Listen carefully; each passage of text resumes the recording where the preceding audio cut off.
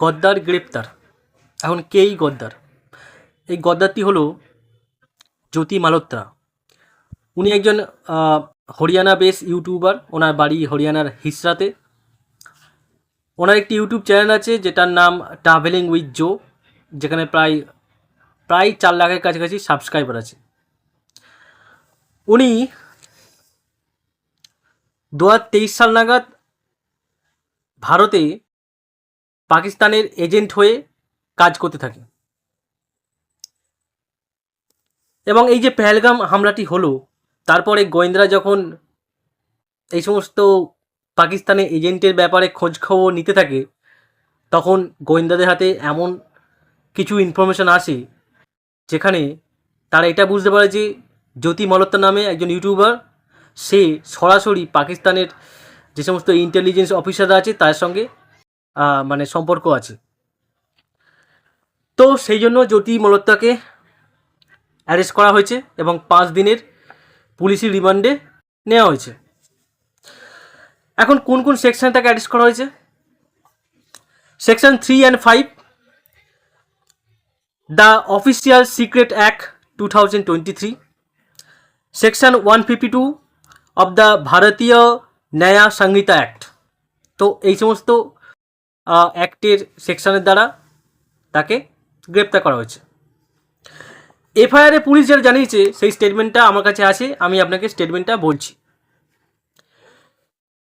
উনি অর্থাৎ জ্যোতি 2023 সালে দিল্লিতে অবস্থিত পাকিস্তানের যে হাই কমিশনের অফিস আছে সেখানে উনি গিয়েছিলেন। সেখানে তিনি এহসান উর রহিম এবং এলিয়াস দানিশ এই দুজন ব্যক্তির সঙ্গে সেখানে গিয়ে দেখা করেন। এখন এলিয়াস দানিশ ইনি হচ্ছে ওই পাকিস্তান হাই কমিশনারের একজন স্টাফ, ঠিক আছে। এর পরবর্তীতে জ্যোতি যখন পাকিস্তানে ভিজিট করে 2023 সালে, তখন তিনি আলী আহওয়ান নামে একজনের সঙ্গে দেখা করে এবং ওই আলী আহওয়ান জ্যোতিকে পাকিস্তানে থাকা খাওয়া ইত্যাদির বন্দোবস্ত করতে সাহায্য করে। এরপর আলী আহওয়ান তাকে কিছু Pakistani security and intelligence officer এদের সঙ্গে পরিচয় করায় এবং সেখানে জ্যোতি শাকির এবং রানা শাহবাজ এই দুজনের সঙ্গে দেখা করে। এই দুজন কারা? Pakistani security and intelligence officer. এরপর জ্যোতি যখন ভারতে চলে আসে, জ্যোতি কিন্তু তখন তার সঙ্গে টাচে ছিল। জ্যোতি এই যে শাকির নামে যে ব্যক্তি, মানে যে Pakistani security and intelligence officer, ওনার নামটা ওনার ফোনেতে জাট রান্ধবাজা এই নামে উনি সেভ করে রাখেন, যাতে কেউ বুঝতে না পারে, কেউ সন্দেহ না করে। উনি যে সমস্ত অ্যাপেতে তার সঙ্গে কন্ট্যাক্টে ছিলেন সেগুলো ছিল এনক্রিপ্টেড চ্যাট অ্যাপ, যেমন হোয়াটসঅ্যাপ, অবশ্যই হোয়াটসঅ্যাপ, টেলিগ্রাম এবং স্ন্যাপচ্যাট এই সমস্ত অ্যাপের মাধ্যমে উনি ওই শাকির অর্থাৎ জাট রান্ধবাজা এর সঙ্গে টাচে থাকে। এখন দানিশকে আপনাকে বলেছিলাম, উনি একজন পাকিস্তানি ব্যক্তি। অবশ্যই উনি কিন্তু ওই যে দিল্লিতে যে পাকিস্তানি হাই কমিশনার আছে তার স্টাফ। ওনাকে এই 13 মেতে ওনাকে কিন্তু ভারত থেকে এক্সপেল করা হয়েছিল। তার কারণ হি was associated with Pahalgam attack. তো যখন এই দানিশের ব্যাপারে খোঁজ খবর নেওয়া ছিল, তখন গোয়েন্দারা একটা লিঙ্ক পান যেখানে দেখা গেছে যে জ্যোতি মালহোত্রা উনি ওনার মানে ওই দানিশের সঙ্গে বেশ ভালো রিলেশন ছিল এবং গোয়েন্দারা ওনার যে মেসেজিং অ্যাপ সেখান থেকে ঘেঁটে জানতে পারে দানিশের সঙ্গে ওনার একটা অদ্ভুত একটা রিলেশন ছিল।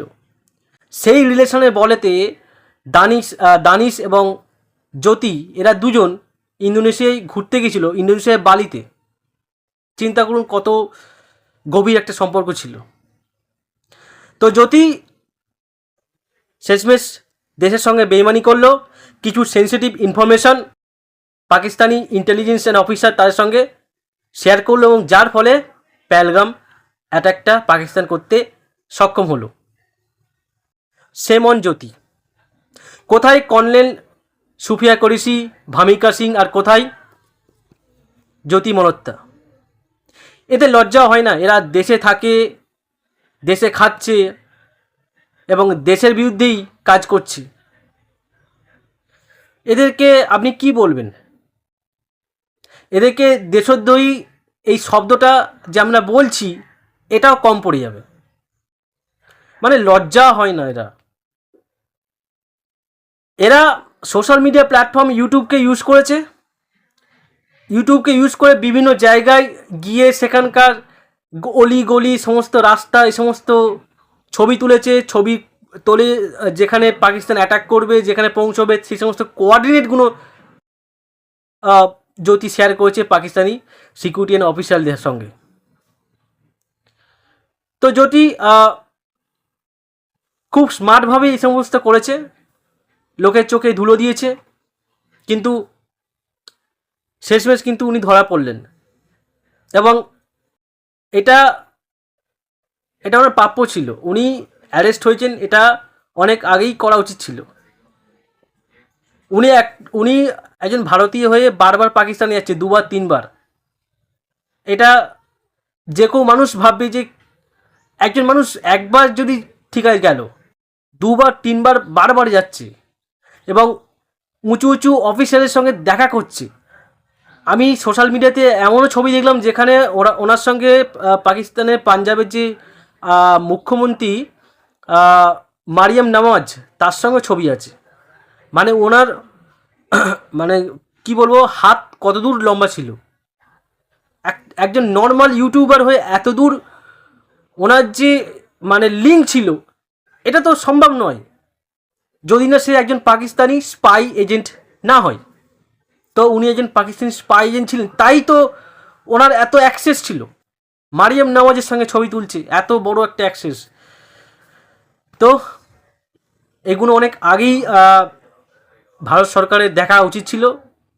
ঠিক আছে, দেরিতে হলেও কিন্তু হয়েছে, এটাতে আমি খুব খুশি। আশা করছি আপনারাও ব্যাপারটা বুঝতে পারলেন, এবং আমি চাই আপনারা এ বিষয়ে কিছু বলুন, কমেন্টে লিখে জানান। ধন্যবাদ।